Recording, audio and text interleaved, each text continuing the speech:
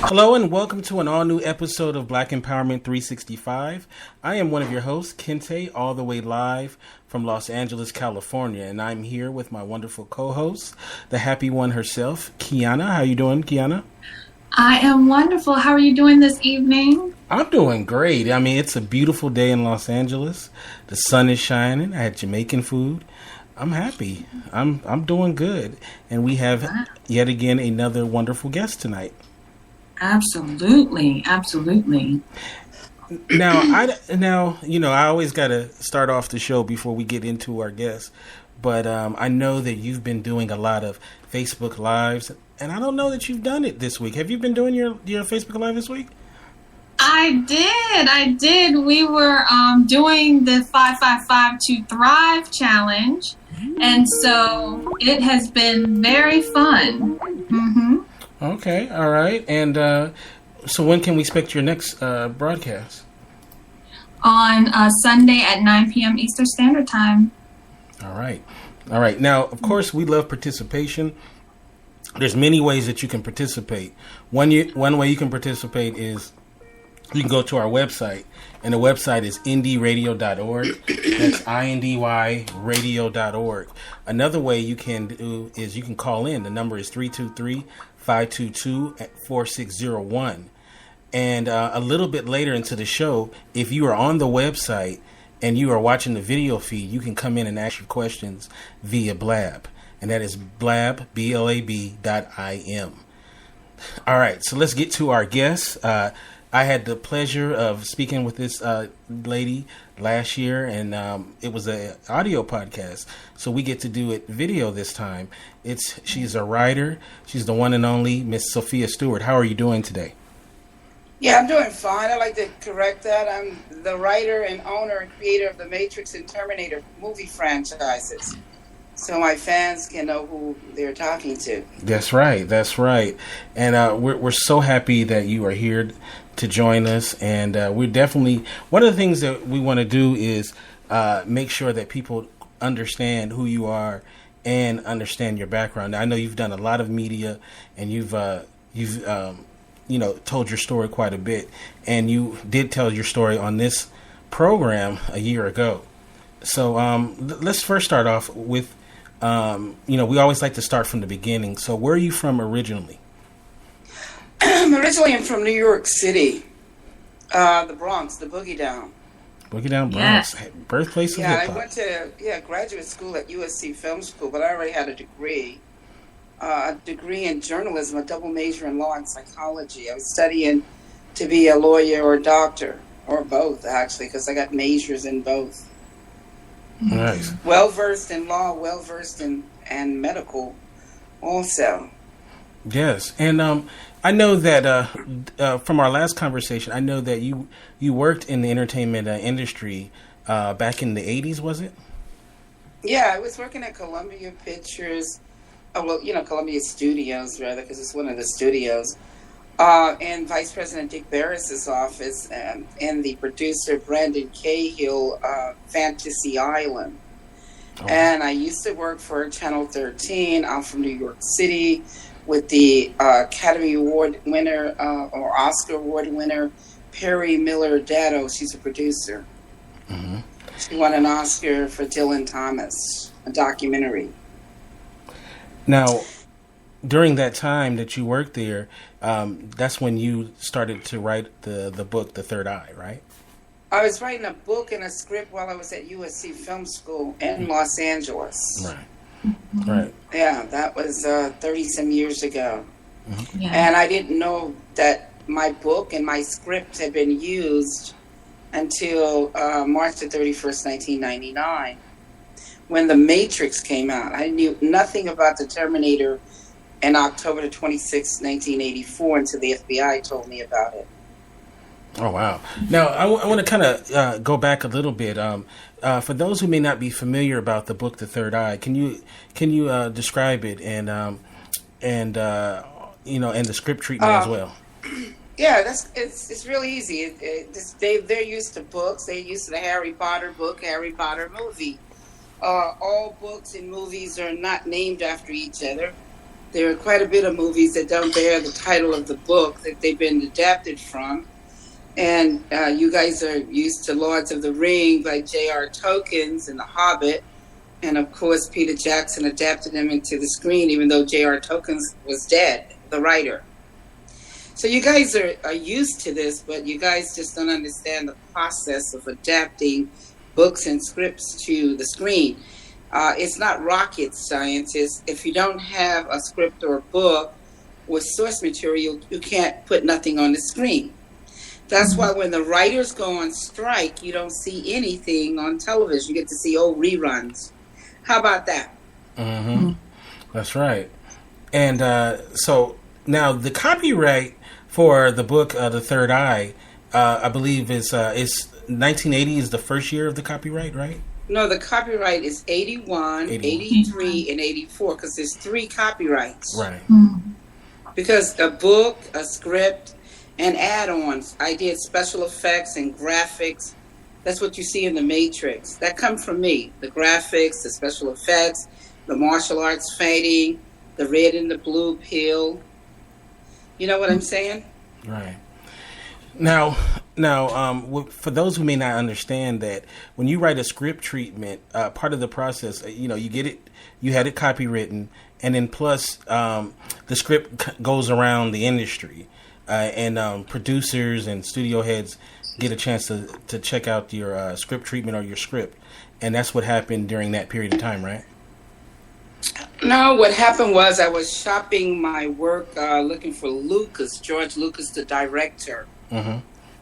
I saw Star Wars, and I didn't know he owned Star Wars. I just knew he was the director from the screen credit. So I wanted him to adapt my work because what I wrote was metaphorically the second coming of the Christ, the evolutions of consciousness, man versus the machines. So that's what you see in The Matrix.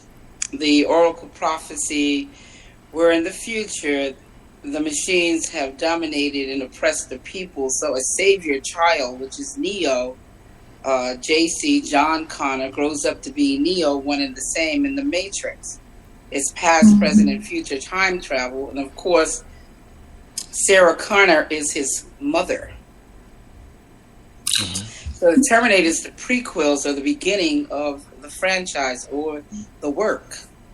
Right. I had written so much work, a book and a script. That's a lot of work, astronomical, with graphics and special effects and pictures, the whole 9 yards. So you can't use all of that in one movie. That's why it was several movies made, or 8 movies made. I think what people don't understand is in 1984 the special effects wasn't that advanced like as it was in 1999. So there was definitely a leap as far as CGI and all of that stuff. Because if I remember correctly, the Terminator 2 came many years after the first one, if I remember correctly. It came 12 years after 92 because they couldn't do the graphics and special effects that I had created. Because my work was futuristic. I'm a visionary like Tesla and Leonardo da Vinci. I'm way ahead of my self, in time period. I'm 20 to 30 years ahead. And my book, when people buy it, the copyrights are there. They can pull it up in Washington, D.C., in 1980, I'm talking about microchips. I'm talking about digital downloading, barcodes, computerized warfare with the drones. I'm talking about body scanners, food scanners, things that you guys have not even heard of, the Illuminatis, the Masons. Mm-hmm. All of this 30-some years before you guys even realized it was around. Mm-hmm. Right. And I love the fact that the book is basically a prophecy, right? Can you really explain that a lot more so people can really, because when people watch the movie, they didn't get the full effect of it because, like, I remember you were saying that since they didn't have the actual writing, they couldn't really fully make the movie. So can you really... it wasn't they couldn't fully make the movie because you can adapt the movies. What they did was they made my work into pictures, just like a comic book. And they made a comic book out of it, because that's how comic books are made. They actually are just pictures, and then you add dialogue to the pictures, and that's a comic book. Mm-hmm.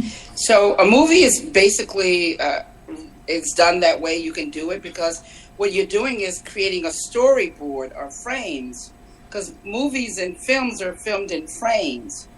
So a picture is worth 1,000 words. That's why people are Picasso. You know what I'm talking about? A Goya. Do you see what I'm talking about? You understand that, but it's the same process with the movies, except in the frame there may be 100 frames, 1,000 pictures. You know what I'm saying? Mm-hmm. But they're all expressing and they're moving, because you got the camera going around and around. You see what I'm saying? Mm-hmm. So you're looking at the frames as they go around, and it makes the images move. Mm-hmm. But you really understand it from animations. The animations are nothing but a bunch of pictures strung together, and then the actors come into the studios and they do voiceover. Right. Mm-hmm. So it's the same thing with a movie, except it's live. It's just live people doing it, and then they add the dialogue and the music to it later. But when you guys see it, you think everything is functioning all at one time, but it's not. No, that's the illusion. That's the illusion. Now, in 1984, the movie The Terminator came out, and both James Cameron and Gail Ann Hurd was the producers of that film. They claimed they were writers for hire. Mm-hmm. They never claimed that they owned any copyrights. Gail Ann Hurd created what you call a constructive trust. A constructive trust is a dummy company to hold somebody else's work without the author's permission. Is to try to keep yourself out of jail, because you don't want to put your name on some stolen products. Mm-hmm. You know what I'm saying? So you say the company owns the script and the book, and then you sell it from there to Hemdale Films from the company, selling to another company. This way you can kind of basically stay free of RICO, stay from going to jail. And when you look at their the copyright documents, it shows on the copyrights that they're not the owners. It says they're writers for hire. Mm-hmm. And that Pacific Western and Hemdale Films own the script and the book. Now, during my research about this, I saw that James Cameron actually did admit to some plagiarism with the first Terminator film, and there was a lawsuit of another writer, but it was another aspects of the film. No, that was not a lawsuit with Harlan Ellison. All of that's internet, excuse my language, bullshit. Okay. You can go on YouTube right now and pull up Harlan Ellison, an old white science fiction writer from the 50s and the 60s, and he'll tell you that he did not create the Terminator. What happened was James Cameron stole some of his teleplay from Demons with a Glass Hand and Soldier. Teleplay is what you call the background. It's staging. It's what, just like if you come inside of a house and you see in the house, you see a piano, you see a couch and chairs, that's called teleplay. Then, but when you see people talking and acting, that's the writing, that's the work. So Harlan Ellison came from the 50s and 60s, so he didn't even know what a naked microchip cyborg was, because I was born in the digital age. He was born in the Iron Age with H.G. Wells' old Iron Age clankety clank work. Mm-hmm. So there wasn't science fiction writers like him, white science fiction writers. They were not putting anything naked on the screen. They came from a different generation, a different era. They wasn't putting any toilets on the screen. Husband and wives was in twin beds. Come on, you guys, wake up. And there's no way Harlan Ellison could have even come up or understand the concept, because he didn't even know what computers were. He never, he learned that later on. But I was actually playing computer games in 1980 while I was at USC Film School writing this work. Mm-hmm. He doesn't know what digital downloading is. He doesn't know and James Cameron doesn't either. And naked, microchipped, clone cyborg, naked without shame. coming out of time traveling, coming out of a blue flame. James Cameron, when you see his 2 pages, which I'll send over to you, that you're going to laugh at, he called a naked microchip cyborg, a machine, he called him a shapeshifter, a hitman from the future. That tells you what era he come from, because he's older than me. Right. So, because they come from different generations. Right. Different eras. Mm-hmm. And people also people also need to realize too, the film that he did before that was like Piranha 3 or some crap like that. And then that was his first film. That was his first film, but they don't want to tell people that was his first film, and that the Italian investors were really pissed at him because it's a B movie. It's horrible. He doesn't even want to lay claim to it. It's just so sad, but that was actually his first work. They tried to create his PR people that he's some brilliant science fiction writer, and that he's way ahead of the curve, but he's just a liar and a thief. Mm-hmm. And I've said this on numerous shows, and I've never gotten any lawsuits, any slander, or anybody saying that I'm a liar. Because you know what I would do? I would terminate him like the Terminator that I created. And how would I terminate him? I would terminate him with the truth and evidence to show unequivocally that he stole Avatar. And that he stole Avatar from Stephen J. Perry, who was a brilliant writer from the 80s, such as myself. Because a lot of great writers came out of the 80s.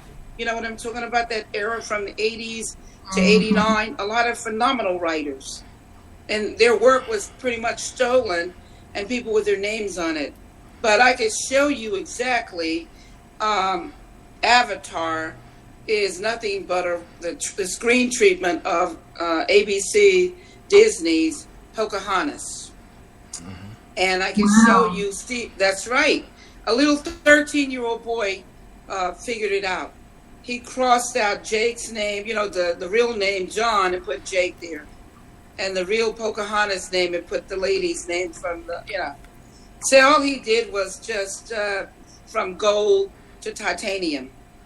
Mm-hmm. You guys will be so shocked. I'm going to send it over to you guys.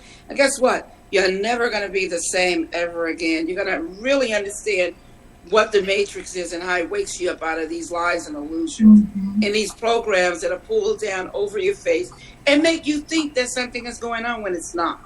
Mm-hmm. Well, I want to address some of the questions in the chat. She actually won the lawsuit. They're asking about the lawsuit because when you research and you Google your name, what comes up is basically from the top, it shows when you were actually first started the lawsuit back, I think in 2005. Lawsuit. And so as it progressed, I think it was a 6-year long. It was about 6 years. Well, the second lawsuit was 7 years long. And what is going on, when people pull up the truth or try to find the truth, they get the smear. Warner Brothers and these studios are trying to smear me. And whenever any fans come on and bring evidence and correct snoops, they still go back and change it back to the same old crap, the lie. Mm-hmm. And they don't want people to know the truth. They paid the media not to cover, because it'll go viral, that I won, that I beat them. Mm-hmm. They don't want anyone to know. And so what I've been doing is giving out the documents to the fans, and the fans have been posting it everywhere. Mm-hmm. And some people don't want to believe it because you know why? Some people don't want to know the truth. They rather deal in a lie, and they want to believe that somebody else did something. But it's obvious to you that James Cameron did not write the Terminator, and he doesn't own it. Anybody that writes the Terminator would not let other people make a mockery of their work. Prince would not let anybody make a mockery of his work. Michael Jackson, Barbra Streisand, Madonna. Come on, you guys. You don't say, I don't want to have nothing to do with Terminator. I've moved on to something else. Terminator is one of the greatest franchises in the world. Made billions of dollars, and it's not broken. But they couldn't steal it and try to change the concepts. Now, one of the things that, once again, to address everybody in the chat room, one of the things that, what you see is the original lawsuit. And so to really explain what she's really trying to explain, if you want to elaborate too, when you think about Hollywood, you think about media, you explained in a lot of the interviews that you've done that they pretty much own 95% of media. So they're able to control what is distributed and what people are seeing. So when you go on Google, as we're so used to doing, we go on Google, we research things, and we find that, okay, this has to be solid. This has to be the truth. But if you understand the entire litigations to it, you will understand that she did win the lawsuit, and she is the creator, author, and writer of The Matrix and The Terminator. I think also, too, people don't understand about Hollywood and their history of theft of intellectual property.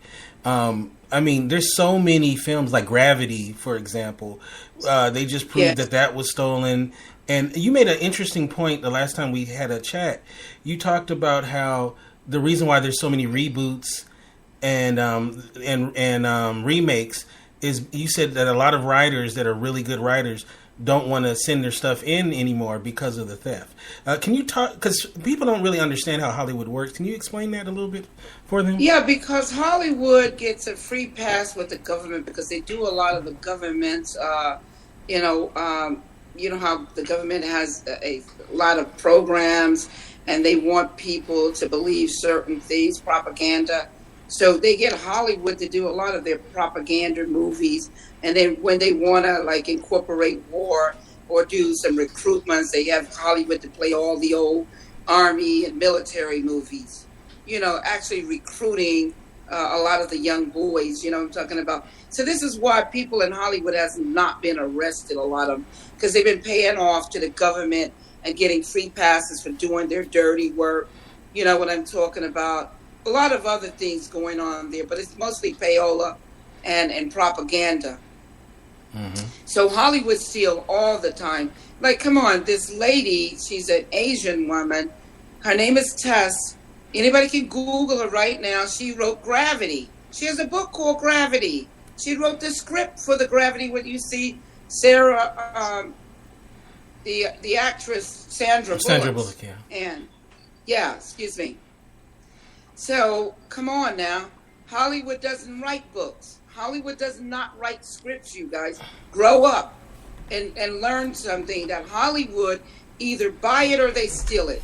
Like when they did John Grisham's Pelican Brief and John Grisham's The Firm, they bought it from him. Right. They bought that. When you saw Harry Potter, they bought Harry Potter from J.K. Rowling, you guys. But there's a lot of people that they steal from. Tatiana Ali, she's an actress. She's got a lawsuit right now against some of the stations for stealing her, show, The Real. I think it's against one of the studios, actually.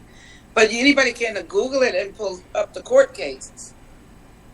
Mm-hmm. And I don't know why the fans want to believe in the fantasy that Hollywood, want to think that Hollywood doesn't steal. I don't get that part at all. Why they think that people have to sit up there and lie when they have copyrights. Why do they think people have to lie when they have books? And I'm selling Matrix and Terminator around the world. I can't go and put my name on Google or put my name on Apple or Nike and sell it. The feds would come in and arrest me. Right. But yet they see my book, Matrix 4, fourth installment of The Matrix, selling around the world, and they're buying it, but they're going to have disbelief. Be for real now. Come on with this now. This is sad. Sad. Did I get a free pass because I'm black? I don't see that because they're killing black people. Right. So how am I getting a free pass? Right. Also, too, I don't think people understand that through this time with the lawsuits and you making your story public, there's been some intimidation as well aimed at you. I don't know that people understand that as well. Can you speak to that? Some of the intimidation that they've tried to use to get you to stop? No, they've never used intimidations. What they've been doing is sabotaging and putting Trojans into my websites and destroying my websites. That's what they've been doing, and petty stuff. they've been paying a lot of people to do a lot of petty things that are very annoying, that would discourage some people. But they have never threatened me because the FBI said they would come in and arrest them. They don't want to try to harm me because it'll open up a can of whip ass on them, where the whole public will finally know the truth about everything, that they lost and that they couldn't get me because they wouldn't put anything into the courts, any fraud. The first court case was shut down by 4 attorneys of four law firms that they paid to come in and prevent me from putting evidence into the court system or sending them to jail, because that was my agenda, was to get damages. I didn't have to prove that I own the Matrix and Terminator. That was simple because they own the copyrights, and then the government turns around and gave me the copyrights to all the derivative movies because they're derived from the Third Eye book. Mm-hmm. And the 4th installment is all brand new. It's continued work. They don't want to steal that because, see, copyrights protect the more original work is, and it's never been on the screen ever, the greater protection you have. And it can be traced back by the Copyright Office where you stole every picture, where you stole every line, like "I'll be back." That comes from me. We'll be back. He comes back as 3 different cyborgs: the red and the blue pill, the numbers coming down, the binary codes, the 1 and the 0. When you look at the Third Eye book, you see the numbers. It goes all the way back to ancient Kemet, where we taught them, or people, their science and their math. Mm-hmm. Matrix in computers is about mathematics. Matrix is a Latin word, that means the woman's womb, a 7,000-year-old word that comes all the way from the King James's Bible. And you go in Exodus 34th chapter, 19th verse, God says, "He who opens up the matrix, or my children coming out of the woman's womb." Now, 2 individuals that are homosexuals, who are transsexuals, because you cannot be a woman if you don't have a womb. The difference between a man and a woman is this womb, this matrix that a woman has, her stargate, her portal that brings in God's children, which are 3-dimensional beings. Mm-hmm. First in the womb, for the first 11 weeks, you're nothing but blood, water, and spirit. The 2D body is the physical body where the mother eats from the dirt of the earth. And for 9 months and 36 weeks, she's creating a vehicle that houses that blood and spirit and water. And then the soul comes at the 12th week and attaches itself to the body, which is the vibrations, which is the magnetism. And you, like a magnet, holds everything together. So magnetism is life, it's vibration, it's energy. That is the 3rd body. And this is why a doctor will not perform an abortion at 12 weeks, because if he does, he's killing a living soul. And this is why in the Matrix, which has never been explained to you guys, why the ones in the Matrix are 3-dimensional beings. They're shadow bodies or astral bodies are going up and down the telephone lines. Their physical bodies are asleep in the ship. And the agents are the bacteria. They're the viruses. Agent Smith. He can never be a good guy, and neither can Pop Terminator. Schwarzenegger being the Terminator. Terminators and agents are not programs, or not good people. There never will be the one. Do you see what I'm talking about? Right. Mm-hmm. So they want to confuse people. Because when you look in the Matrix, it's people of color, and that's what black people are, people of color, the rainbows, saving the world. It's not Spider-Man, it's not Superman, it's not Batman, and it certainly isn't Spider-Man saving the world, or Iron Man. You see what I'm talking about? Right. Mm-hmm. In the Matrix, the whites are the bad guys. Agent Smith and all the agents, government agents, they are the bad guys. They are the virus. They are the problem. Mm-hmm. And the rebels and the revolution starts Uh-oh. Uh-oh, I think we... Wow. Oh, here we go. Okay, there you go. Okay, it froze for a little bit. Mm-hmm, but you're good. Yeah, I was telling that, that Neo's an anagram for the one. Mm-hmm. You know what I'm saying? Right. Mm-hmm. Uh-oh. All right, I think we lost her. Just come back in, my bad. Having a little technical difficulties. We are here with Sophia Stewart, and we will be taking callers in just a moment as our guest comes back. So just hold on. Don't worry, we're going to get to everybody's questions. I know you guys have a lot of questions. We will get to you in a minute, whoever that is trying to come in. Urban Vision Mag. We're going to get to you in a minute. We're going to let our guests come back in. All right, here we go. All right, welcome back. Sorry about that. What happened is that it's going to go out whenever my phone rings. So okay. Control over that. Yeah. That's fine. So I hope you bear with that, Mm-hmm. Thank you. No problem. Please continue what you were speaking about. Neo. Yeah, I was telling you guys that Neo, JC, John Connors, grows up to be Neo, one and the same in the Matrix. And what happens is that when you see the Terminator, you see him actually going towards the city. And the Terminator is coming to try to kill the mother, so the baby would not be born. That's going to destroy them, which is part of the Oracle's prophecy.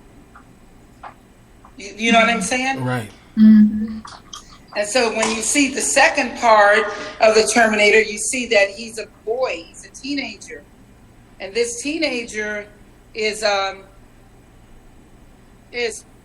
doesn't know consciously. He's not awakened consciously. So he doesn't know why the Terminator is trying to kill him. And then when you see the third Terminator, he's a man child. And as you can see that he's going towards the city. And so he ends up in the city and nothing happens again until he reaches the age of 30 years of age. That's when the rebellion or the revolution starts. And that's when the rebels actually come and awaken him to his purpose. Mm-hmm. And then he has to go through training, and he has to go through evolution again. Mm-hmm. I think you're getting a little far from your Wi-Fi. Where your Wi-Fi is? Is it messing up? Yeah, I think you probably got a little. Yeah. All right, so we will. She'll be back in just a moment, and we're going to get to everybody's questions in a second. I know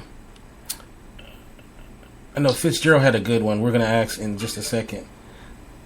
She'll be back. Mm-hmm. So, let's see. Of course, if you want to call in, you can do so, 323-522-4601. We'll be taking callers in about 10 minutes, and we will open the seat for people to hop in to ask questions as well, and plus get to your questions in the chat room. So just hold on, and let's see. And while we have here we go. Mm-hmm. All right, here we go. We're back. All right. Yeah, can you guys see me? Yes, we see you. Yeah, okay. I'm going to put it where I can kind of like where you can actually, because I'm having a little problem with my phone, because every time someone calls in, it actually knocks you guys out. Oh, okay. Right. You know what I'm saying? Mm-hmm. Mm-hmm. Yeah, okay. All right, can you see? Okay. Okay, go ahead. Like I was telling you guys, what was I saying? Oh, you were telling us. Yeah, you were telling us about the evolution of the Terminator, and about how in the second one that he's a boy and he goes through his training.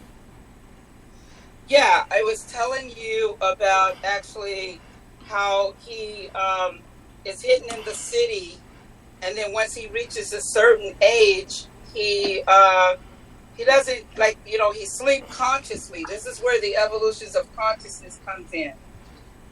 You know what I'm saying? Mm-hmm. Yes. So he sleep consciously, and so he doesn't know who he is. But the rebels come in, and when he reaches 30 years of age, they come in, they take him to Morpheus, and Morpheus is like the John the Baptist character. He has to prepare him for the way. He teaches him how to fight, how to prepare to fight these machines. Do you see what I'm saying? Mm-hmm. Yeah, so that's what's going on. Because I'm breaking down all the elements in the movie where people don't understand. And when you see these children with the oracle, the little boy bending the spoon, those are the indigo kids.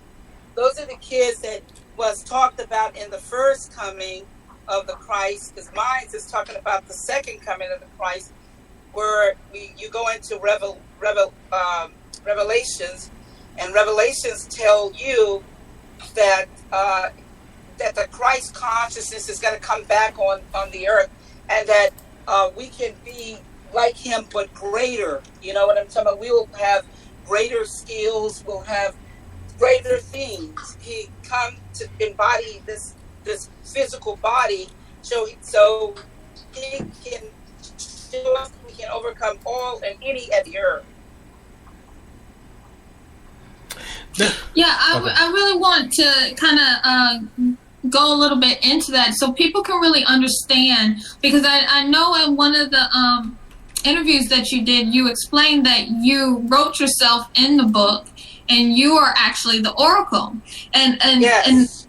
and really expand more about the symbolism, like you said, with the wound, and how closely tied it is to the spiritual realm and spirituality, and basically the coming of Jesus. I mean, of God coming back. Yeah, well, that's why they keep calling Neo, "You're my personal savior," and they reference Christ. And with Trinity, they reference the.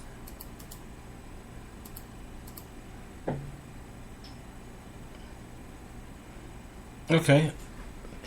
All right, we're having, once again, some technical issues. We're waiting as our guest comes back. Here we go. Gotta love live radio. Yes. Well, while we're here, I just want to do the shout out and say thank you guys for coming and supporting and joining us. This has been an amazing so far. I'm so glad that she has been able to come and do this, have this chat with us and really kind of enlighten, because a lot of us, we are unaware of this situation. We're unaware that of just the tremendous writing, that the creation that she has made, and the book.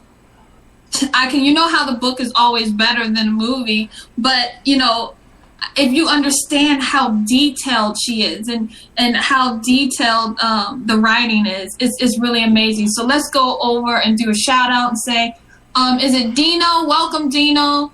And this gentleman, Urban Vision, thank you. We will let her know that you are here. Okay. Then we have Sybil. Is it Sybil that I have against? Miss Sophia's back in the regime. Artiste. Hello, are you back on? Yes, we're back. Yes, I'm sorry about that, but every time I'm on my iPhone doing this interview, and I hope the fans will please overlook that, because every time someone calls me, it knocks out my feed.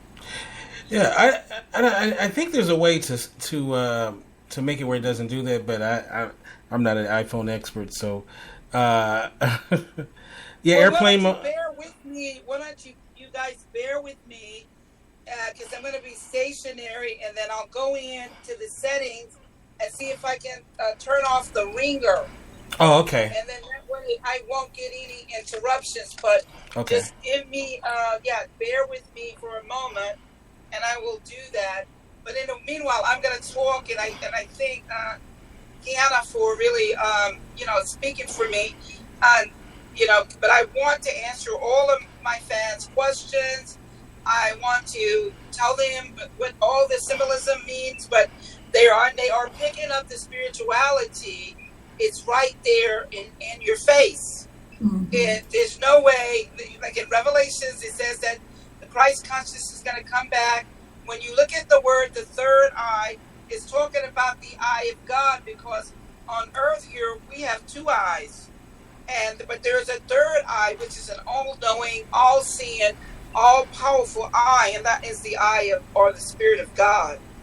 And of course, it references our pineal gland, the third eye, mm-hmm. which opens us up to consciousness. And this is why so many people are so phenomenally interested in the Matrix from around the entire world, all race, color, creed, nationality, tongue, or they're really into the Matrix and Terminator. I know because my work is selling globally around the entire world. Mm-hmm. Yes. You know what I'm saying? Oh, yeah. So there's a lot of people who are very conscious and are awakened, Now, so if they have any questions, I would love to answer their questions. Yes. Real quick, one more thing too. I want to say is that your characters in the novel were made for black characters, all the heroes, right? And mm-hmm. Yeah, there are black superheroes, because when you look at Morpheus, you look at Lawrence Fishburne, you look at the Oracle, Gloria Foster, Marcus Chung, Nona Gates, Jada Pickett, Henry Perina, I might be pronouncing his name wrong, but the other people, Carnell West, the boxer, I can think of his name now. But if you look at all these black people, this is a science fiction with black people or people of color saving the world. Because in white science fiction, like including Star Wars, it was only one or two black people in any white science fiction, and they usually died out the first 10 minutes of the movies, and they usually cause the whites problems. Right. So these are black superheroes. The late Julian Bond, he called me several times and talked to me and thanked me for giving our kids black superheroes. And I was written about in the newspaper, the Los Angeles Sentinel, about a unusual black science fiction for the first time. And Will Smith was chosen not because he was black, but because Muhammad Ali was the actual role model for the Neo character. And of course, Will played him in the movie Ali. And the Terminator was approached, O.J. Simpson was approached for the Terminator, but Schwarzenegger ran under him to get the role. Actually ran under him. A lot of people don't know that too. That they wanted OJ to play the Terminator initially, and then also, like you said, Will Smith to play Neo. And Will Smith turned it down to do Wild Wild West. Wild Wild West. Yeah, right. He played a white man, Jim West. I know, isn't that Jim weird, West right? Yeah, it was really weird. And Keanu Reeves, he's not white. His father is Asian Polynesian, and Carrie Ann Moss is Canadian. Mm-hmm. And this is, you see, the white people are the bad guys. They're not the heroes saving the world in the Matrix. Right. And the first Matrix made and won 4 Oscars and made over $1 billion, because ABC interviewed me. And they tried to whitewash it with 2 and 3. Right.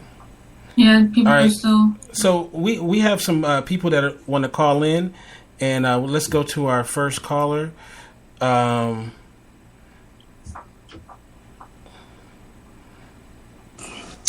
I'm back. All right, awesome. We're going to our callers. We just called back in. Uh-oh. Okay, here he comes. And we'll get... Oh, we just lost her. Yeah. She'll come back in. Well, I'm on there right now. Yeah, wait a minute. Okay. How you doing? You guys doing tonight? Now, what's your name and where you from? Hello? Hello? She said she's coming right back in a few seconds. Okay. What's your name and where you calling? Back with you guys. Go ahead. All right. can he hear you? Can you hear us? me? Can you hear us? Let's see.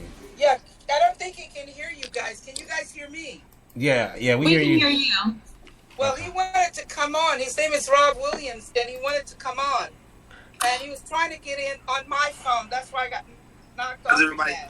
Yeah, there you go. Wonderful. There you go. How you doing? Yeah, I How see you him. doing tonight? Pretty good. Good. How are you? I'm great. All right. Thank you for being patient with us. I wanted her to finish what she was saying so we can take people in. So thank you so much for being patient. I'm so glad that you were able to join us. This is one of the greatest women in our time that our time has not even been ready for. I have known Miss Sophia for the past 13 years now, 14 years. Yes. Miss Sophia Yes. was on the phone with Mr. Bob Johnson, BET. She got off the phone to answer my phone call, and I interviewed her in my kitchen on my mother's birthday. I still have the tape. Everything that she is talking about, I have on a small tape. I've had this tape since 2000, and I think we've known it for 10 years, but I was reading for 3 years prior to that. I've had this tape for 10 years, and I still have it to this day. As she was speaking and as she's talking, and I'm writing all these notes down, and I got it scribbled and everything else, and she said the mother of the Matrix, and people didn't know what I was talking about. They thought I was crazy. I took this to my professors. I even know a gentleman who claims he went to school with the Wachowski brothers, which are now the Wachowski sisters, by the way. Right. When I confronted him, I said, well, Miss Sophia's on the phone right now. Do you want to talk to her? He wouldn't get on the phone. Remember that, Miss Sophia? He wouldn't get on the phone? Yes. Yes, I remember. This was 10 years ago. A professor at Columbus State Community College argued with me. I'm talking about argued with me to death. Oh, she didn't do this. She didn't do that. I said, it's her body of work. What I did for Miss Sophia was this. I rented Terminator 1, Terminator 2, and Terminator 3. I rented Matrix 1, 2, and 3. And what I did was I put 2 and 2 together. And she kept saying it and talking and talking and talking. And I said, wait a minute. If John O'Connor is the baby of the future, and he's not born yet, but he's the savior of the new world, then I thought about Neo. And I said, wait a minute. So I got on a scratch pad and I wrote it down. I put Neo.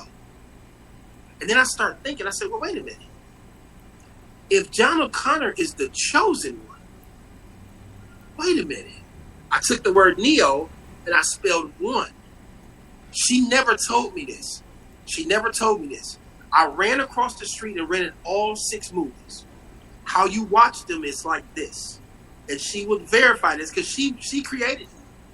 You watch Terminator 1, Terminator 2, That's Matrix correct. 1, Matrix 2, Terminator 3, Matrix 3. The Terminator is her chapter 3 and 4 that they left on the floor. When they left this on the floor, they made a movie. But let me ask you a question. In 1987, Mr. James Cameron claims he bought this movie from his wife, from a dream she had for $1. Am I correct? Mm-hmm. That's correct. He said he paid it. Yeah, he got $1. He paid that, right? know, If you he go got back and $1. look at when the That Terminator Gary came Ford out, paid him- the yeah, Terminator paid him came $1. out in 1984. So how did Right. you have a dream 3 years later and make the movie 3 years before? Can you explain that to me? He's a lawyer. This He's a lawyer. this case is because life coach and Miss Kwani, you have no idea. I have no idea. I have court documents. I have paperwork, official documents that she sent me over years and years and years They are trying to blackball this woman so tough and so much. They sent her a fake publicist, a fake lawyer, a fake representative, and also the phone company, your AT&T. They have no record of her talking to nobody from no movie theater, nowhere, when they was trying to negotiate with her, and all of the documents and phone records disappeared. Now, how does that happen? Are we in a digital world? Right. How does that happen? Right. She won her case, just to let you know. She is the mother of the Matrix. I stand by it. And when she talks, all you got to do is listen. Absolutely. That's right. When she talks about the third eye, when she talks about the oracle, she's talking about a woman. That's what she's talking about. She's the oracle. She's the mother of the Matrix giving birth. And like she said, she wrote this about black actors, fictional actors that do what? Save the world. In every movie that we saw Caucasian men and women saving the world. That ain't true. And this is what is so. This is what people are tired of in the movie theaters right now. Now, black movies the same thing. Like back in, they had the black exploitation movie because Hollywood didn't make any more money because even the white people were sick of their lies. So now it's back to that same thing again. The white people are leaving the theaters in droves because they're sick of the lie. They know the white man is not saving the world. It's people of color around the entire world saving the world. Exactly. We got a person that just came on, David Penner, number 5. David Penner doesn't have his facts together. He's talking about that Miss Sophia. He's saying that you don't have you failed to raise tribal issue regarding the fact that Cameron and Heard accessed he is. Let me tell you what he's doing.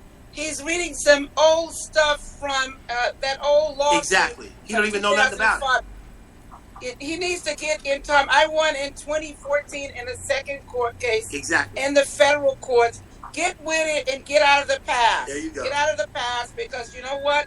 The past is not going to get you anywhere. You need to get into the future. You need to read the Utah transcript.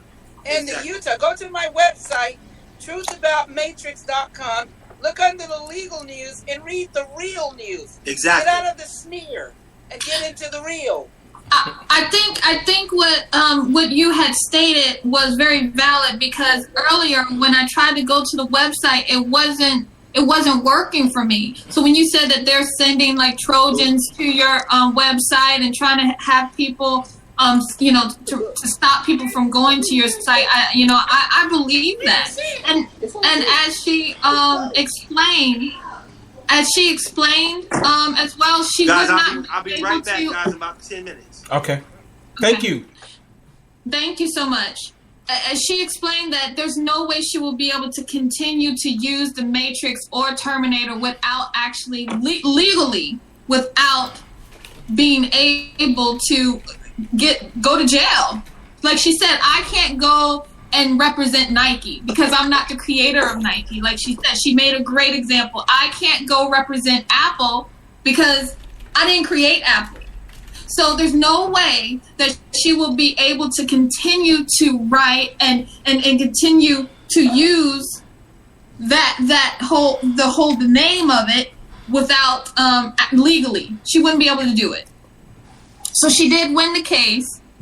She did win the case in 2014, and everything, Miss Sophia, what they're seeing, you're right, is everything that I saw was all old. It was 2005. It was 2006, and all the litigation was so old and was stating that you did not win. But the facts are the facts. The facts are the facts. She did win in 2014. Let me tell you, when I was on Carrie Cassidy's show, they tried to actually close down her whole site when she told the truth that I won the lawsuit, that I'm the owner and the creator and the writer of the Matrix and Terminator franchises. And I own the trademark, I own the copyrights, I own everything. And it's such a great shock to these people and the haters out there because they wanted Matrix and Terminator to be white. They wanted it to be white like white rice, white sugar, white bread. I'm sorry, but I can send you a poster with all the black people, so how can it be white? How can the Matrix be white?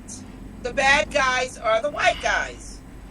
Come on, you got to face this. You got to face this and stop the smearing, stop the hating, because these people who lied to you, you guys need to do something about that. You need to demand the truth. You need to demand that it goes out in the public, the truth, because you know what? You're owed the truth. This is what the Matrix is all about. Waking you up from the programs and the illusions and the lies. But you want to stay plugged into the Matrix. You want to stay plugged into the lies.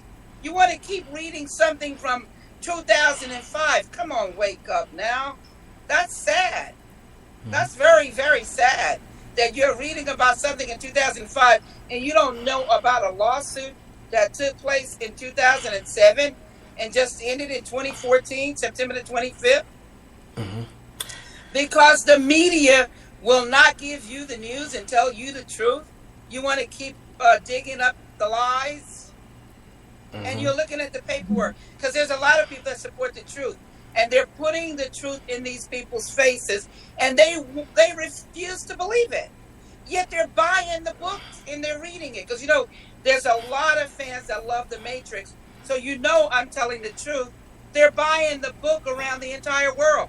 And I'm talking about, I can show you guys letters from Australia, from China. You know what I'm talking about? From London, Peru. Mm-hmm.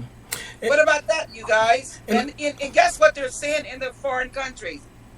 They said it's a sad thing that the American government would not protect the black woman's copyrights. Mm-hmm. That's what all the foreign countries, the people in the foreign countries are saying. And that the only ones that are dummy down is in America.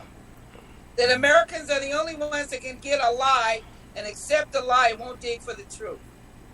Yeah, and people have to understand that both the Terminator and the Matrix are multi-billion-dollar franchises. Billion. Yeah, that's why I said multi-billion-dollar franchises, and these people will do anything to protect that.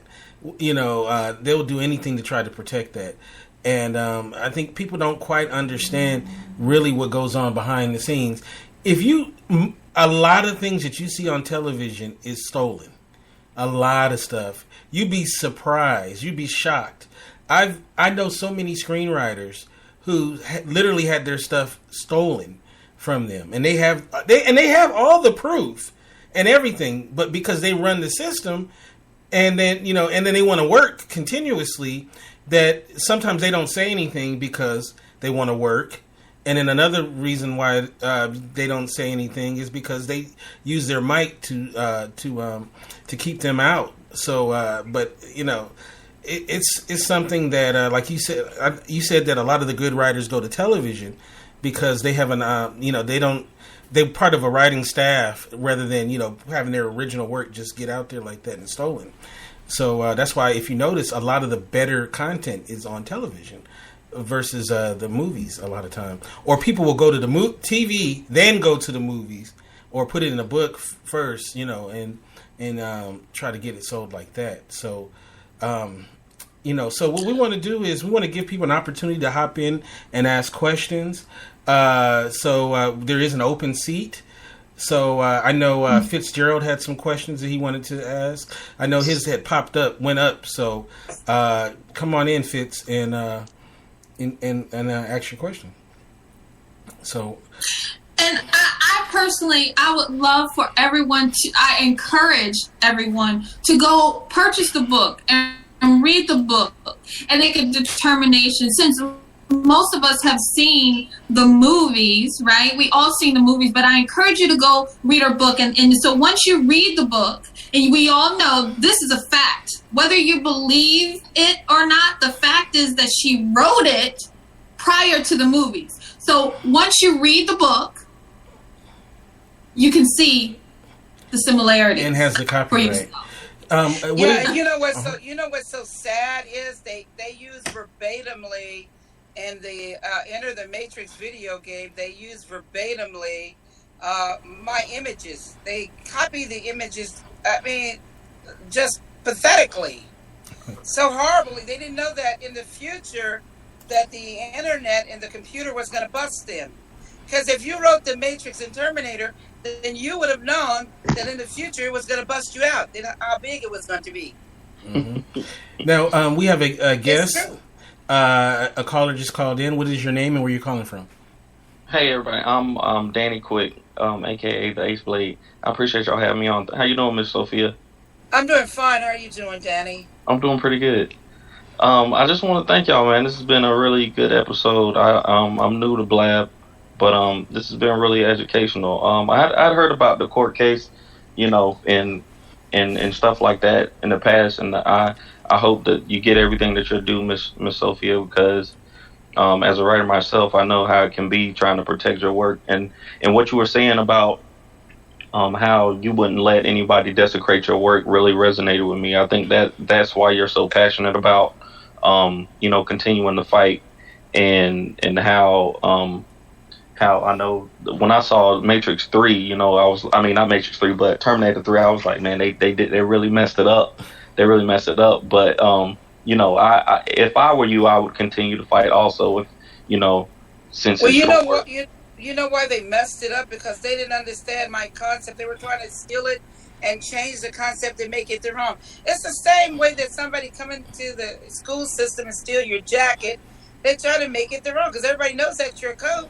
So they'll put patches on it. They'll put badges. They'll write all over it. You know, trying to change the identity. The same way when you steal a car. Some people try to paint it, you know, another color. You know, or take some rims off. You know, add some lights to it. Something, you know, they always try to make it their own when they steal. But you can see right through that. Yes, ma'am. The VIN number, the copyrights, prove that it's not yours. The deed to the house. Because, you know, even if you fake some papers, the real deed is on file. Right. You know what I'm saying? So this is, people, I don't know, they know about theft. They've been stolen from, you know, they got money stolen from them. They got houses stolen from them in the banking fraud. You know what I'm talking about? They got cars stolen from them. They even got wives and children and everything stolen from them.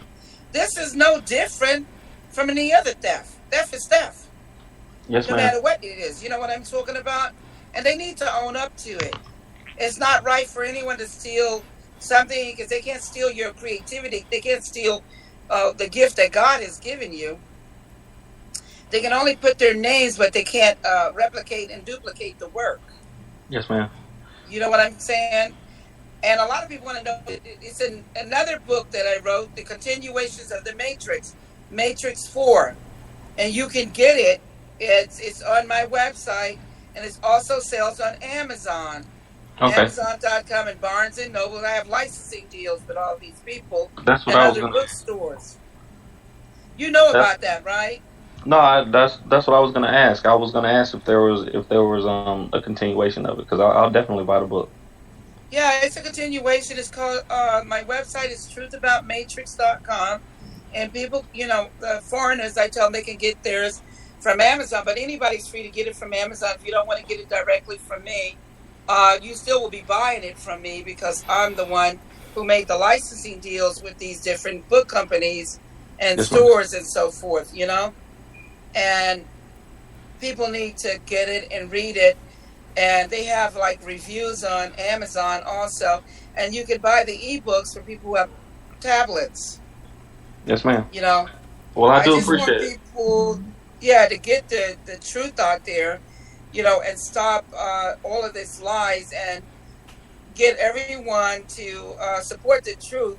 And these media, ask the media, why haven't they covered this story? You know what I'm talking about? The win. When I won, why wasn't it covered? Ask yourself those questions. Oh, we know why it wasn't covered. We know why. Oh yeah, just we know like why. we know about Black lives, Mm-hmm. and killing on Black people.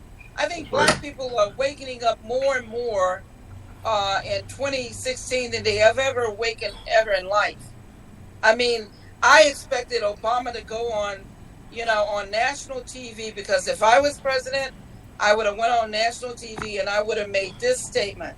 I would have said, no one is above the law. I don't care who you are, what company you work for, what you do in life.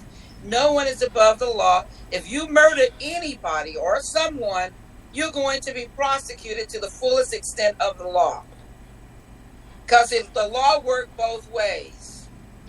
And I come from law enforcement and military, and I'm telling you from God, from a God spirituality, that law, that killing is not right. I don't care who does it. You know what I'm talking about? That is wrong. Yes, ma'am. We have I was in the military also. I was actually a medic, and not to get off topic, but I know we were talking about it the other day that one of the reasons that they feel like they can kill, that they can treat people in the black community the way that they do is because there's nothing that's going to happen to them when they do. When I was in the military, we had rules of engagement, and we had punishment if we were to step outside of what we were supposed to do. If we didn't go by our rules of engagement, there was J-code there that said, okay, you were wrong and you're going to go to jail for the rest of your life. These officers they're not held to that kind of standard, so they don't really care. It seems like they don't really care. And I know that they're good officers because I was deployed with some, but that's just in America, that's just how it is. There was no oops, I made a mistake. Your butt was still going to prison. Right. Court martial. Yes. Well, thank you so much. Thank you so I much, appreciate man. y'all having me on. I really do. I'll be following y'all. Appreciate it. All right. Yeah, because murder is murder no matter who's involved. All right. We have let's see. Well, hold on. One second. Urban. Fitz had a question. He's going to get his question in. How you doing? Hey, how are you? All right. Good evening. Yes. Your name? Yes. Hi. Because it's an audio podcast as well. What's your name? Oh, hey, Fitzgerald Hartnett, visibility and lead generation expert.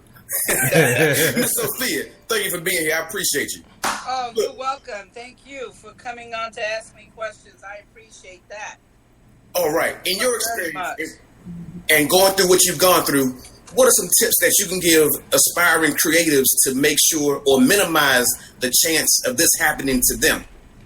Well, you cannot, this is the truth. No one can stop anyone from stealing or killing you. There's nothing to stop there. Only thing that you can do is protect yourself by having, copyrights and like the Constitution say, bear arms so you can protect your property. I mean, because those things are your legal rights. You have the right to the pursuit of happiness, just like the Constitution was saying. And you have a right for it to be, due process of the law. So they have taken a lot of my rights, but that didn't stop me. And they have prevented. It was crooked judges, crooked lawyers, crooked FBI agents, crooked prosecutors and stuff like that. But that didn't stop me. You see what I'm talking about? That didn't stop me. Mm-hmm. And anything should never stop anyone. If you want justice, you have to go forth to get it. Sometimes you have to take it. And you have to be prepared. Be prepared to defend it. Absolutely. This is real. Go ahead. So my next question is about approximately how much money did it cost you to defend yourself and defend those rights that you worked so hard to obtain? It was probably about $2 million because it was a 7-year case, the second case. The first court case was less than a year because nobody won that case and no one lost that case. All they wanted that case shut down because it was a RICO case and they were going to go to jail for stealing copyrighted work. And so the second court case, which I got help from the grassroots people, because people gave me anywhere from $5 upwards to $50,000. And it was ongoing. And these are the grassroots. It wasn't the celebrities now. I got the pictures with them. I got invited to their events.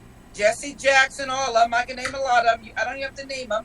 Some of the most wealthiest celebrities in the world, senators, politicians, mayors, they blinged with me, but they didn't give me a dime to my knowledge unless they sent some money over anonymously. Now, there was a lot of people that did do that anonymously, but I got to say that God's people, the grassroots people, were the ones who put their money where their mouths were and paid for the truth. $2 million for that 7 years. And 3 white law firms still try to sabotage me in that case. I had to have the judge to court order them off and go in there and win it myself. And I'm not joking with you.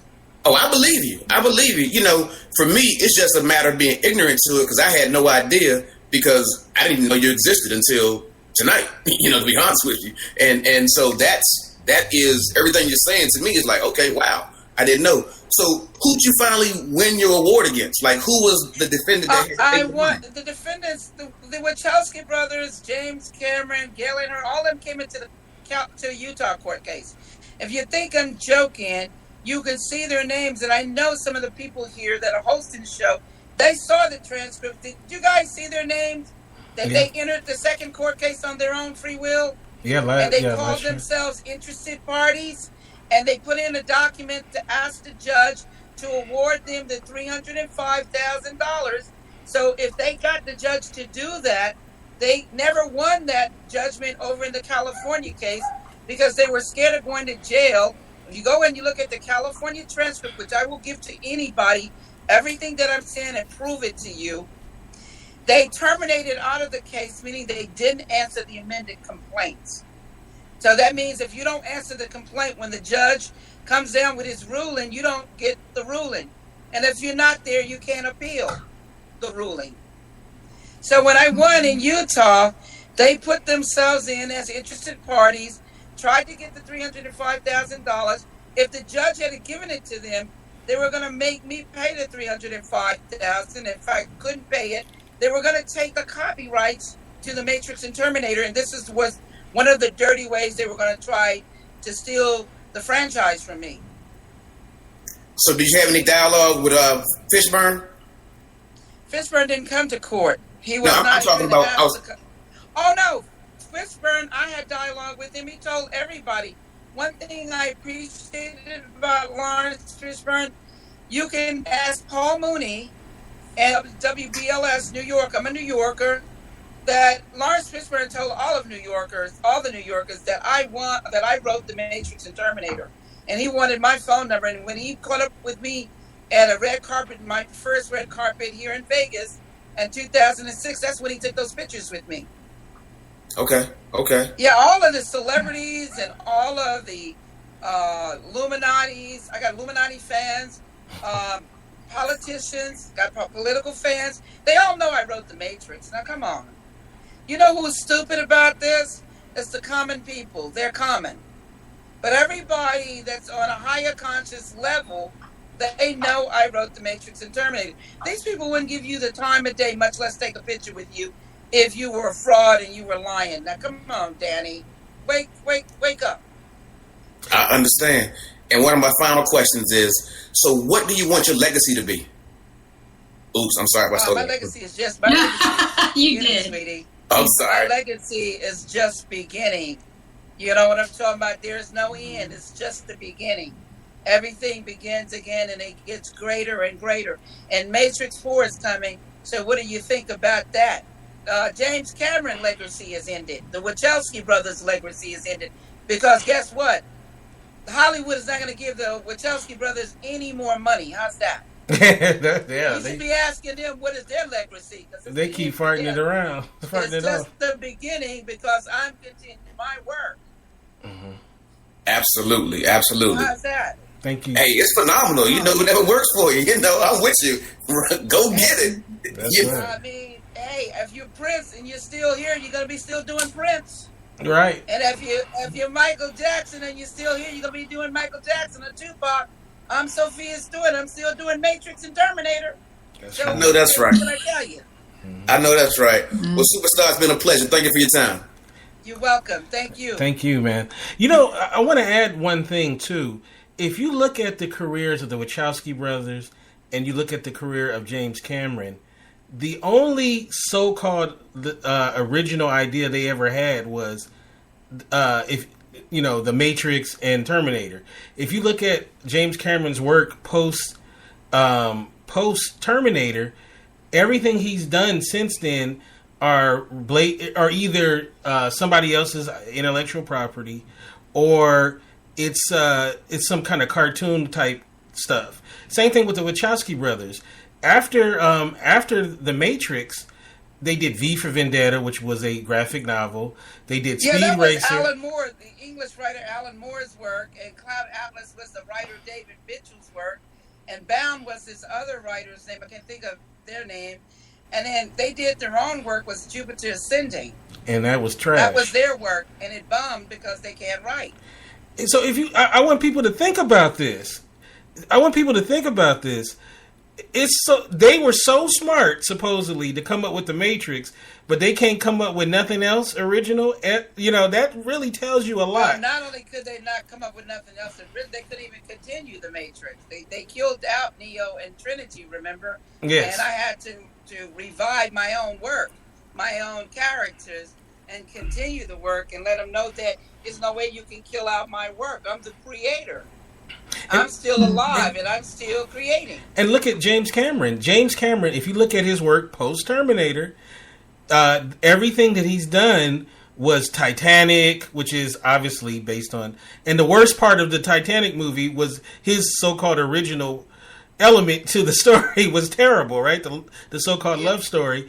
Avatar is... We already talked about it. That's not original at all. Avatar is stolen. That's why you don't see any more Avatar, because he had like about 12 lawsuits. Right. And one of the same judges that he used, he got the original judge off my case and put his girl, Margaret Mara, on the case. And she's been shutting down cases for James Cameron. It's about 12 lawsuits. She's been shutting down, at least she shut down about at least 3 or 4 of them, maybe 6 of them. She's going to jail when time comes. She's going to jail. She's been paid off with payola. And I got another thief for you guys that don't get enough talked about is Quentin Tarantino. That dude's been stealing for years. He's supposed to be this great original writer, and every movie he makes is somebody else's work. Blatantly, he's a blatant thief. And they say that he's a blatant thief, and he admits to being a thief, just like James Cameron. This is what's so killing about it. I got documents of the news where they admit they're thieves. Mm-hmm. Now, who admit that they're thieves except for people who can't write? Right. And the fans don't want to believe that. You know what I found out, that most people don't want to believe the truth when it's put in their face.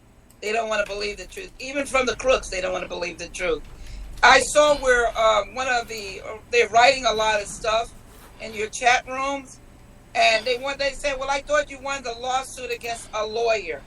What people don't understand is these lawyers were the ones paid by Warner Brothers to sabotage the California case before I could put the evidence in there to be awarded the whole franchise.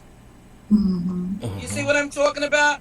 So beating that lawyer overturns the California court case. In the last 2 judges ruling, they ruled that my work was stolen by the defendants in the California court case, and that they didn't deserve the $305,000 damages, and they awarded it to me in the franchise. And so what people don't understand is they were racist. They didn't want to give me the punitive damages, so I put in $3.5 billion in liens. Because the IRS, you don't need a judge to give you any money. If somebody owes you money, you can lien them up. It's a federal offense to lien up anybody that doesn't owe you any money. You'll go to jail. Now, I put those liens on record into the courts, and the judge did not rule against them. So they're good to go. And if you look on page 4, you'll see that both judges validate the theft, and I entered in the documents proving that the franchises, which are the derivatives, belong to me. So the franchise is worth billions of dollars. That's what the fans are not getting. All people think about is how much money did the judge award you? Do you not realize that $100 billion, $200 billion franchises is worth more than any damages you're ever going to get? Right. From a judge? Right.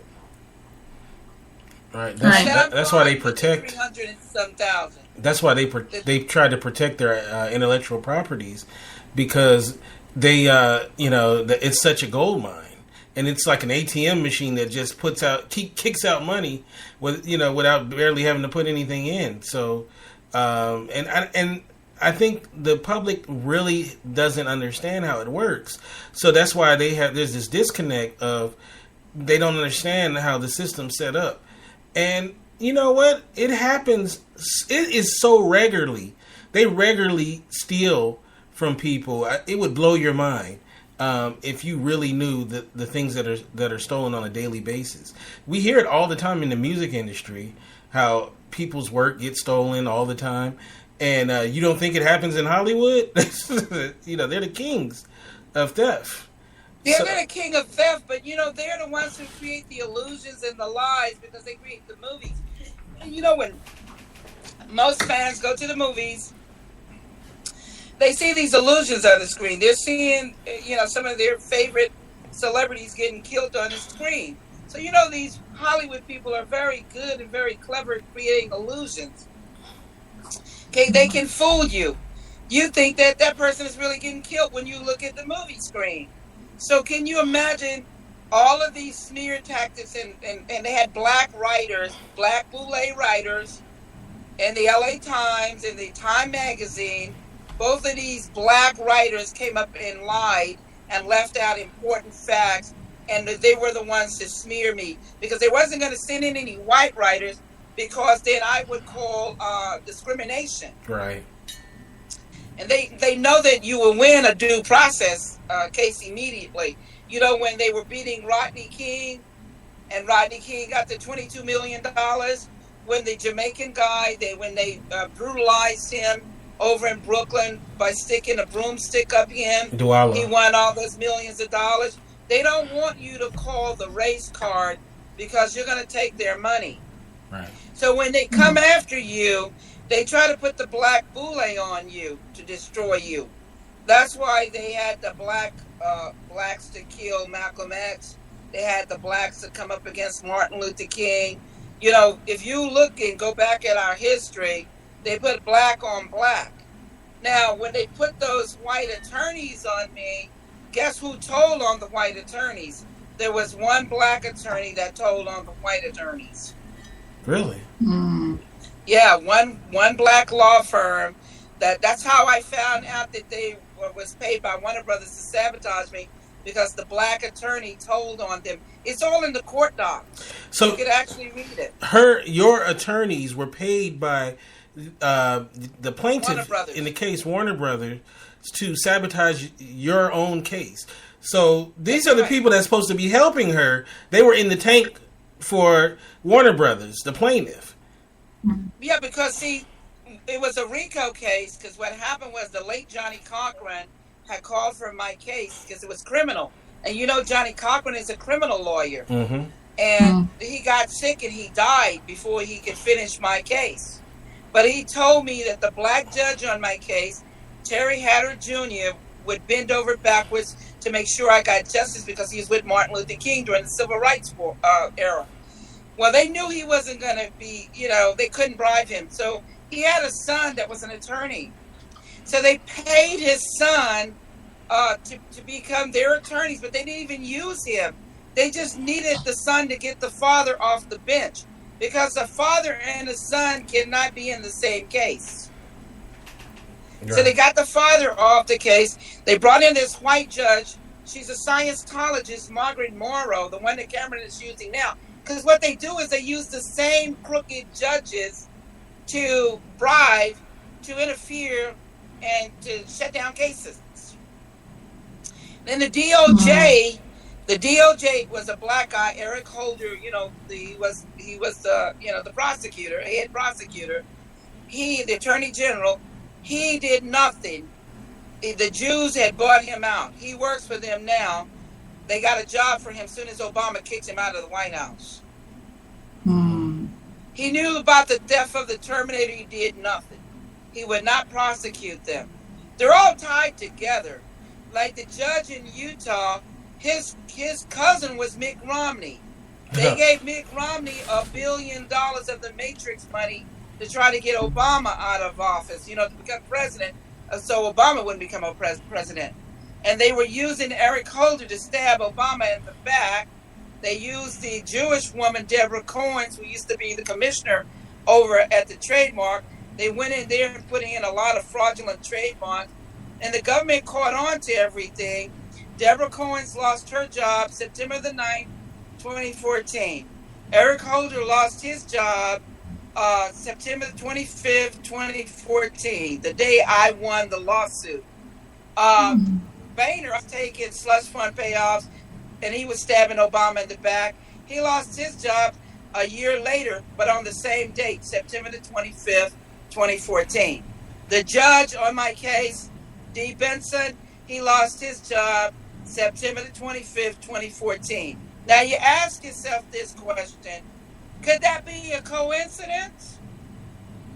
Because I'm writing up in my legal docs that they are trying to get Obama out of office. They're using slush fund payoffs. They're using Matrix money, because when a CPA got on the witness stand and he said that one of them lost $500 million, you guys, $500 million is $500 million. How can you lose $500 million when you done made $35 billion off of Matrix and Terminator? What did you do with the $500 million? And I told Obama that was the slush fund payoff. Soon as the DOJ got that information, got my legal briefs, all hell broke loose. Eric Holden lost his job. Boehner lost his job a year later. Deborah Cohen lost her job the same year. And the judge lost his job the same day I won the lawsuit. Okay, what about it? Come on now, folks. Is that a coincidence? No, not at all. Not at all. We have some more questions. Go ahead, Kiana. I'm sorry. Yes. I did want to get to everyone's questions because, I mean, they were just flowing, Miss Sophia. And Ricardo, I believe your answer was your question was answered as far as the litigations. And, so she won the franchise. She owns the franchise. So when it comes to royalties and everything, she owns the franchise. So I think there. But Ricardo also, he offered to really help. So maybe we can connect you guys together. He offered to help really protect your website from the malicious attacks and, the. And I yes, I really need him. If you give him my email address or my phone number, because I really need him, because they've done this and destroyed some of the most valuable websites that I have. This is how horrible and evil they are and despicable. Yes. Oh, so we that. And then we had another question. I was all the way up here. Sorry. He wanted to know who is Faceless One. He wanted to know who he has to get the book, get the Matrix 4 book, which is the continuation, and to find out who the Faceless One is, because it's a new character for part 4. You're the 4th installment. You got to get the book and read it, because I don't want to give away that to people, because it's a very important character. And let me tell you who wanted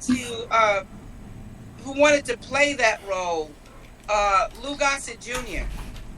He called me, and Della Reese wanted to be the Oracle.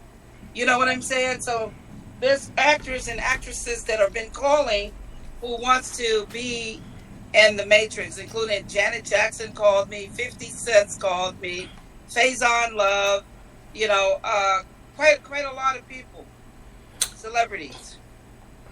They want to. Steph wants to know. Wow. Are the albino twins from the Matrix, the second Matrix movie? Are they in the Third Eye book? No, the twins are not in there. That was supposed to be the Wachowski brothers trying to put themselves into the work, trying to add themselves, because they knew that I had put myself in my own work as the Oracle, because I saw Alfred Hitchcock doing it, I saw Stephen King doing it, I saw Spike Lee doing it. So they were just copying it off of me. They had heard some of my interviews, and they knew who the Oracle was, and so they created these ghost things that had nothing to do with computer network or technology or anything. This because the work is not about ghosts and shapeshifters. You know, it's actually about computers and UFO technology. You see what I'm talking about? And consciousness.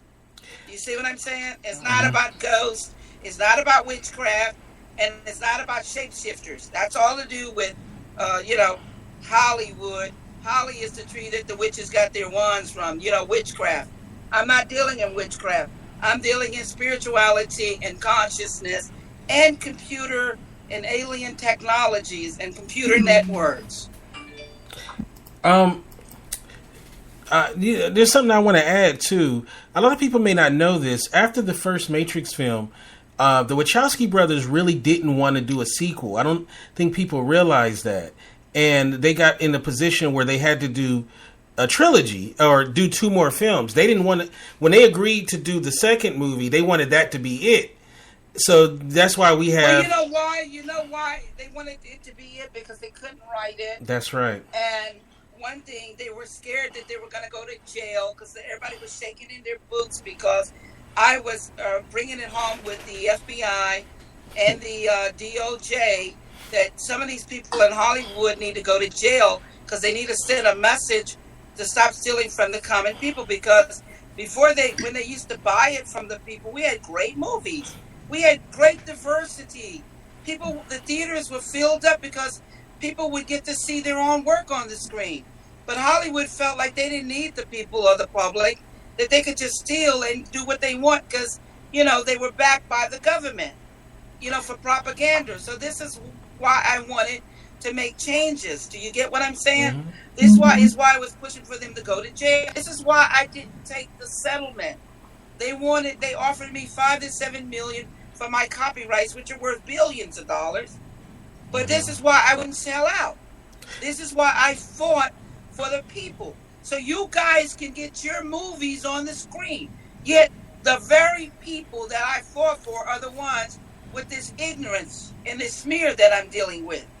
The point I wanted to make with the second and the third film is, think about the first film. The first film was a really good film. It was very well done.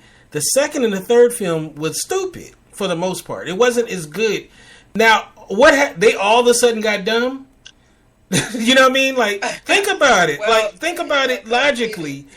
They were so brilliant to come up with the first Matrix, and then they just got stupid. And the second and third one was... The deal is that they didn't write the Matrix, and they couldn't talk about it. They cannot go on anywhere and do any interviews. They even signed contracts to never do any interviews because they're going to get showed up. You know what I'm talking about? Everybody, they got to have lawyers there because they'll perjure themselves. And anything that you come on, I get taped and recorded all the time. I got 4,000 in newspaper, front page newspapers, radio, television, the whole magazine, the whole 9 yards. So now, if I was lying, I'm on tape. Mm-hmm. And then this has been going on since 2003. Anybody can go on YouTube and listen to me. And I'm calling these people liars and thieves. And if I was telling a lie, come on now, they would be getting me for slander. Oh yeah, they would have. If it was a lie, they would have tried to put her under the jail. So, but I want people to think about it logically. The same team. Wait a minute, but look at this. None of them has ever filed a lawsuit. Not one. Me, and none of them has ever called me a liar. You know who's the people who are calling me liars and calling me names? Is people who don't even understand the law. People that I told them they don't need you to protect them. They got money, they got reputations, they got lawyers. They don't need to come in. You need to be defending the truth. You need to be finding out, because when you come to sell your work, they're going to do the same thing to you. If you don't get on the bandwagon and start protecting your work, protecting others' work, protecting the truth, protects your work. Exposing Hollywood and the graft and the lies is what we need to do. Then your work will be seen on the screen. Then you won't have to worry about your copyrighted work being stolen, because when Kim.com stole from the studios, they made the FBI go all the way to New Zealand and take his, confiscate his property and his money and his bank account to arrest him. Come on, you guys. When you go out and you bootleg movies and you sell them, they come after you. They send the feds after you. What's good for the goose is good for the gander. They need to go to jail for stealing your copyrighted work. What do you think we're doing? We're paying the government $65 every time. That's millions and billions of dollars to protect our copyrights. They're going to protect the rich people's property and not protect yours and send you to court. Why? Why are they going to send you to court? You don't have a contract when a man comes into your yard and steals your car. You don't have no contract when he comes in there and he steals your money out of your house. What is the cops going to tell you? Take them to court when they rob you? Mm-hmm. Come on. You're paying the same $65 that the studio is paying. Except they're protecting the rich people's work and property, but not yours. Right. I just want, before we get to the question, I want people to think about it. When you watch the 3 Matrix films, there's a big drop off after the first film. Now you know why. Because they needed more stealing that wasn't available to them. They didn't just get stupid.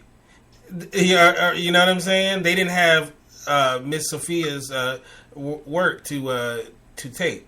So they only had a little bit of it. But that's the reason why there was such a drop-off between the second and third film. And these were the same alleged writers of the first one. And that doesn't pass the smell test. So go ahead, Kiana.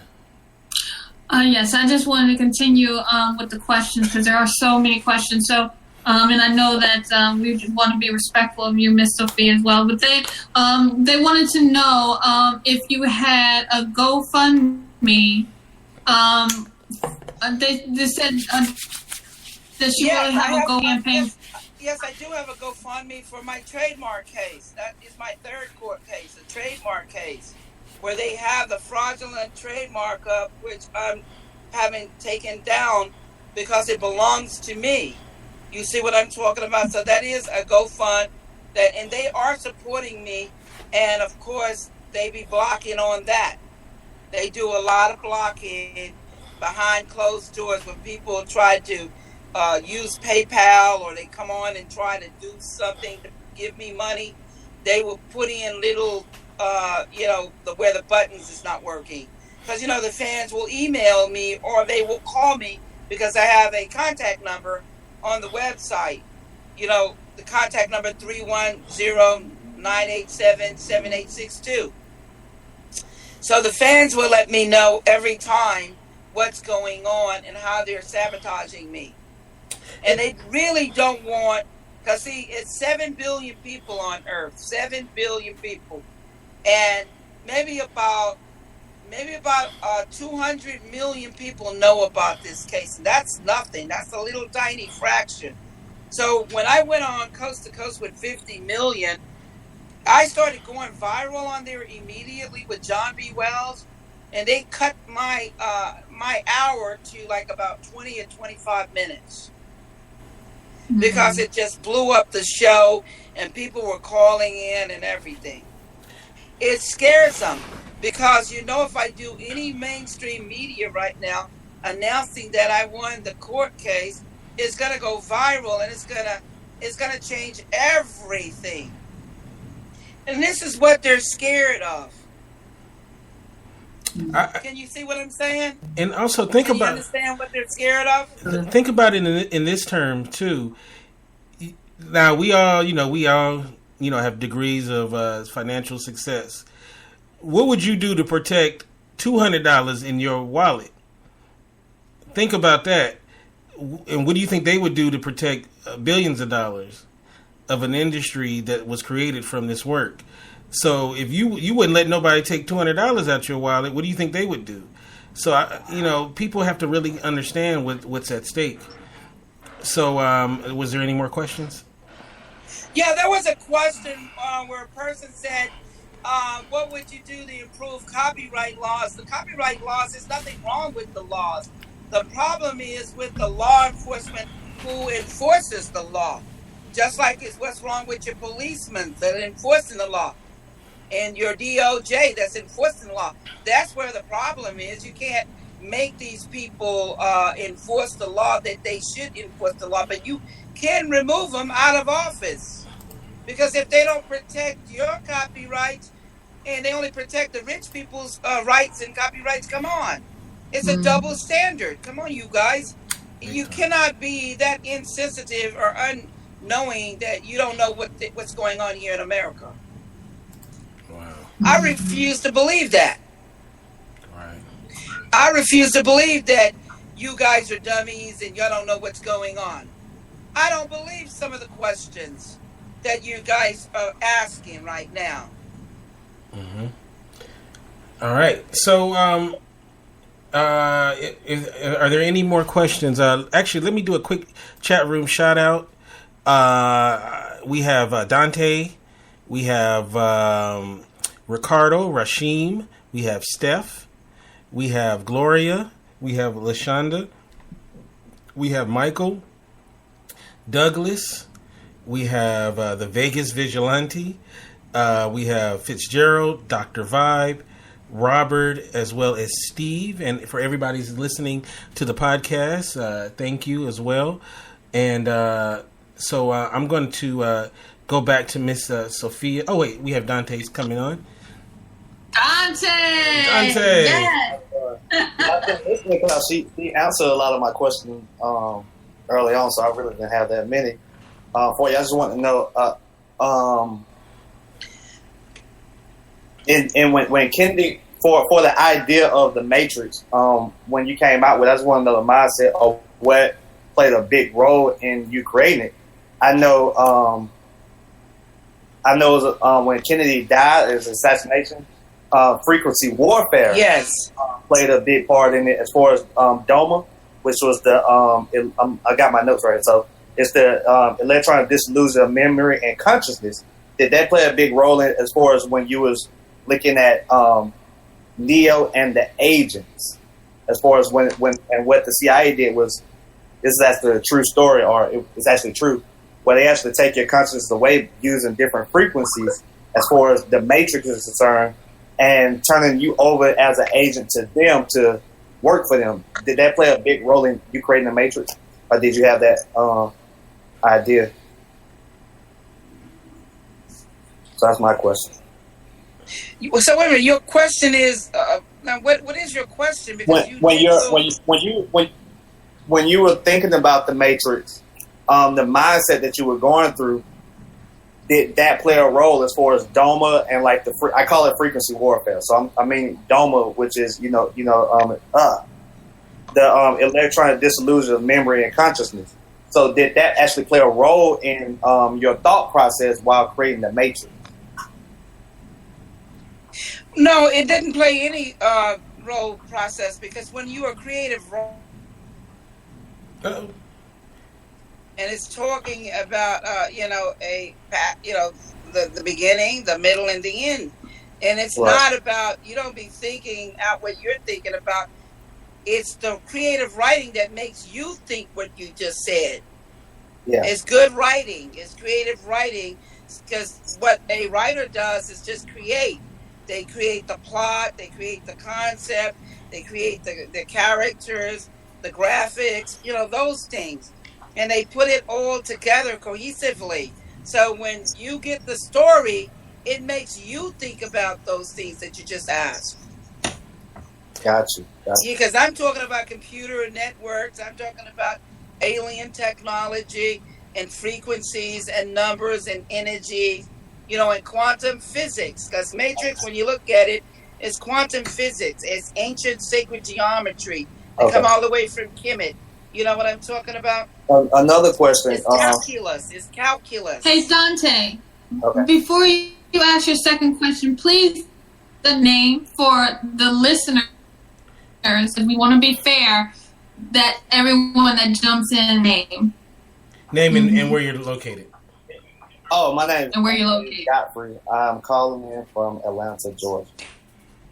That was the main one I wanted to know. As far as like when you said Thomas A. Adams, you just said about Kemet and the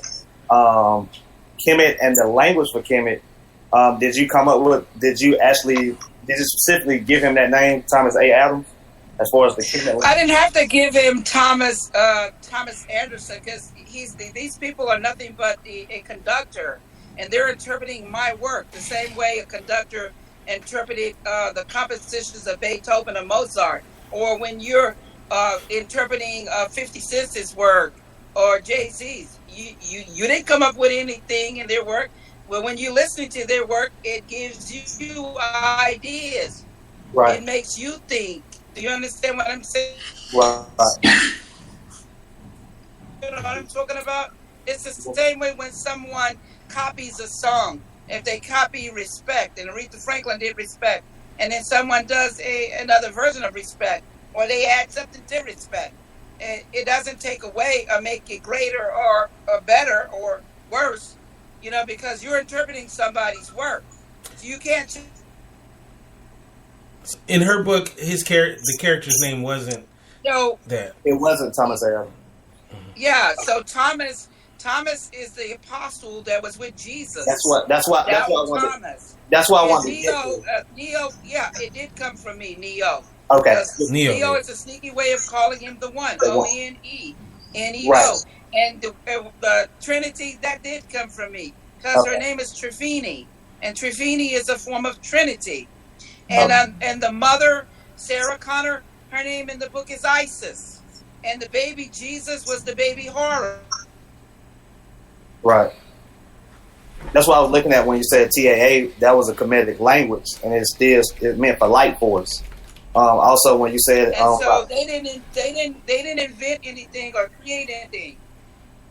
Right. That's what I'm talking about. Yeah, I just want to make sure you put, because I know when you said you started talking about comedic language, TAA for Thomas A. Adams it stands for light force, and so that's why I wanted to know did you actually put those together? Like, oh, okay, this is deep right here, okay. Because it was like, meet me on Adams Street, and stuff like that.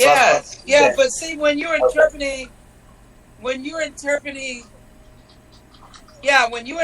an author's work, they did the same thing with J.R. Tolkien's work, Lords of the Rings, but he's dead. But see, this is the thing that with most people, they need to get the book and read it.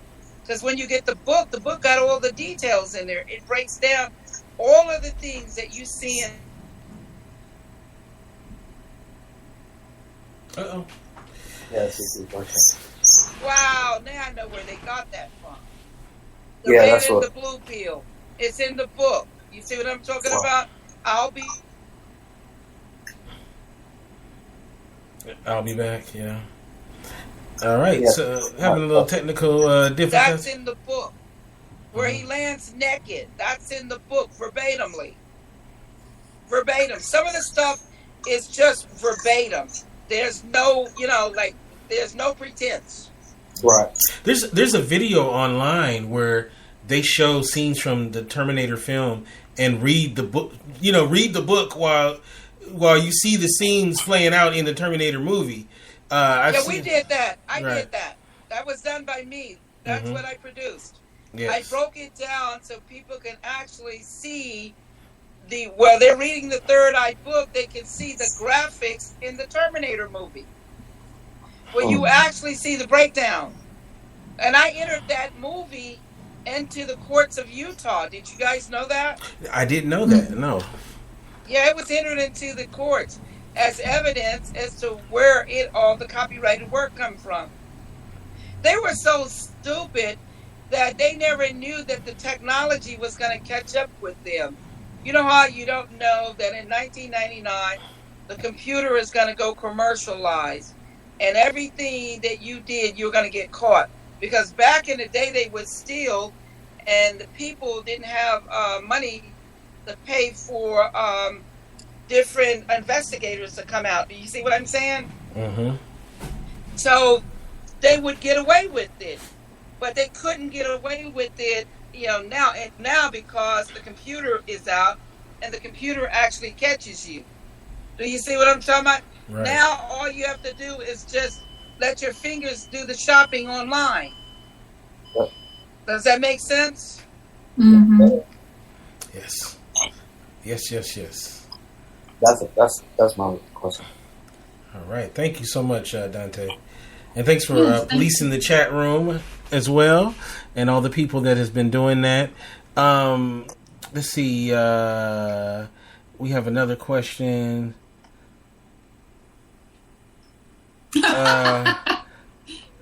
What? Fitz, question. He's so silly. Oh. Okay, I lost it. I lost the question. Do you see it? Oh no, he's just being silly. Oh, okay. All right. So, for those who want to pick up The Matrix 4 and see any of your other works, how can they do so? Yeah, they can go to my website, truthaboutmatrix.com. That's www.truthaboutmatrix.com. And they can get the physical books, which they'll get in 3 to 4 days, or they can get ebooks if they have tablets and so forth. I even have the Kindle version if they want that, or the PDF, whatever their preference is. But they should get it and read and see for themselves and not let anybody tell them or create lies and illusions for them. Find out the truth for yourself. You don't even have to listen to me. Go out and dig for the truth. It's worth it. It's worth it for you to see, because that way nobody can fool or use you in the system. That's right. Because they feel like they can just dummy anybody down and use anybody in the media. And this is what the Matrix and the Terminator was talking about. How the media and the machines, the banks and the corporations actually turns you into a funnel. How they use you through the system. Because you're too lazy to look for the truth. You'd rather have somebody to tell you a lie than to dig for the truth. Mm-hmm. Like that scene with the steak where I can't remember the guy's character. I know it's Joe Pantoliano, I believe is his name. I can't remember what his character was, where he was eating the steak. His name was Cyphers. There you go. Cypher, rather, he knew he wasn't eating steak. He knew he was eating mush, but he'd rather buy into the lie than to go out and look for the truth. Mm-hmm. And that's a prime example of people. That's why that was in there, just to show people just how gullible they are, and they just rather take the program. They'd rather take the lie in the program than to be freed out of the Matrix, than to have total freedom. Yeah. It's just too hard for them to dig for the truth or to accept the truth. That's right. Kiana, how can people get you social media and tell us about Happy Work Week? Yes, you can get me across the board, happyworkweek.com. Facebook group is facebook.com/group/happyworkweek. I'm also have a Facebook page, Happy Work Week. But across the board, Twitter, Tumblr, all Happy Work Week. And the book, I'm done with the book, so you are welcome to go to happyworkweek.com to purchase 7 Days of Happiness. It is amazing, and I actually started groups here locally to help people with their happiness daily. So I hope you guys check it out. And Kente, how can people find you on social media? And I'm going to be making the movie version of 7 Days of Happiness. Yes. You can follow me at Kente F. You can go to our website, indyradio.org, indyradio.org. And, of course, we'll be back next week with an all-new episode at 6 p.m. Pacific, 9 Eastern, right here at Blab, as well as Indie Radio, of Black Empowerment 365. Thank you so much, once again, Ms. Stewart, and everybody that came and listened and participated. And we'll see you next week. Peace. All right. Well, thank you guys for